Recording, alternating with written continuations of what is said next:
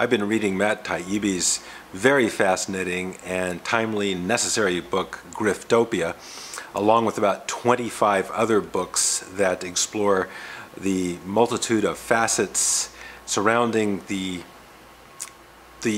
emergent crisis of 2007-2008, which was really the end point of a very long chain of events that went back easily to the 1970s. And through the 1980s, through the multiple financial crises of the 1990s, the global mini global breakdowns, the mini crashes like the long-term capital management crash, and through low interest rate bubbles finally exploding in 2008, producing this sort of interface of government's criminal enterprise, incomprehensible financial calculations, utter and abject cynicism.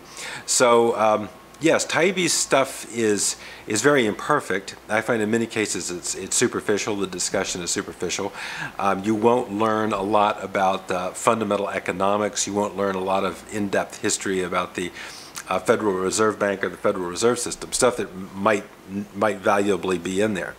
On the other hand, Taibbi will give you, I think, in a way that other authors either have just simply lacked the nerve, haven't had the guts to go there, or had a failure of imagination, simply weren't able to really imagine what Taibbi finally brings to light. And that is what we might call a very deep level organizing dynamic, or a very central dynamic that is driving the entire process. And just about everything else I've read, although many things have hinted at it, many books have hinted at it, very good ones I recommend. Capital Offense comes to mind. I think Capital Offense is a superb, meaty, not too long, worthwhile book. 13 Bankers is another one that comes to mind if you want something that really starts digging down. You could read books like How Markets Fail if you want to get into some very kind of dry and dusty but necessary to know economic theory. Taibbi will not drill down very fine-grained into the realms that many of the other books do. But what he does is he gets the big picture right, the big frame that's sort of establishing the contextual rule set that drives the process. I think Taibbi excels at that. I wish very much that Taibbi had made the book longer. I wish that he had included real economic analysis, population analysis, with multitudes of charts and tables and all those things we numerical, quantitative people love so much to see. A point I wish he had explored in much greater depth was the relationship of Alan Greenspan and Arthur Burns. Arthur Burns right now is merely a footnote as one of the, I think he was the first professional economist to ever serve as a chairman of the Federal Reserve System, of the Federal Reserve Board.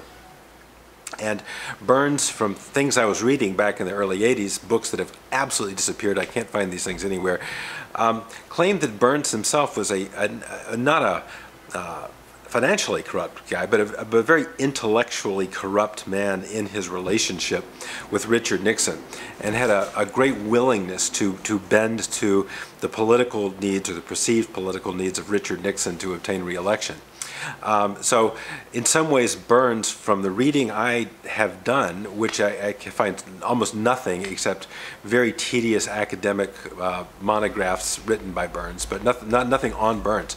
It's very important to know that Burns was a mentor to Greenspan, and Burns was considered basically a prostituted figure by some writers toward the end of his career. Other people may strongly disagree with that.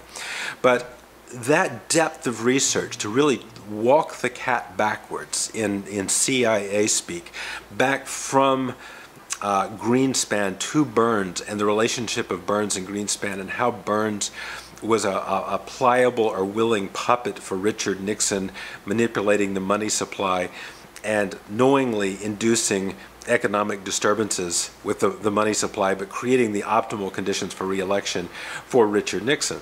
So that whole Burns-Greenspan relationship really should have been looked at much more carefully, as should many, many things.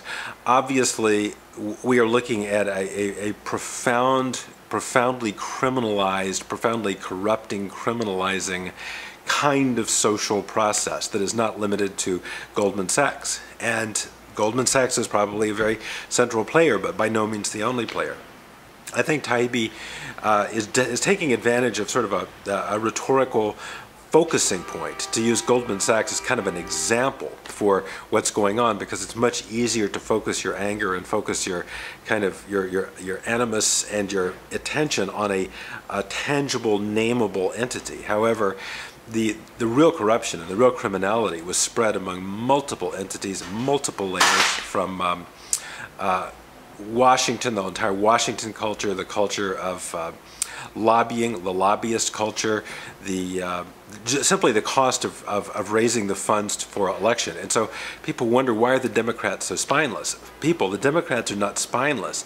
The Democrats are also on the payroll, because even to elect a nobody representative in some kind of backwater district in East Podunk still costs something like 5 times as much money as it cost in the early 1990s. And this is like an exponential arc of increased expenses to run a campaign for anything. So more and more the so-called people's candidates are drawn into a prostituting system, a profoundly corrupting system that puts them at the beck and the call of the people who are basically paying for their elections. So I think Taibbi, in order to create a tidy narrative that is a sort of a compelling, emotional, concrete, credible, simple narrative, has definitely over-focused on certain figures and certain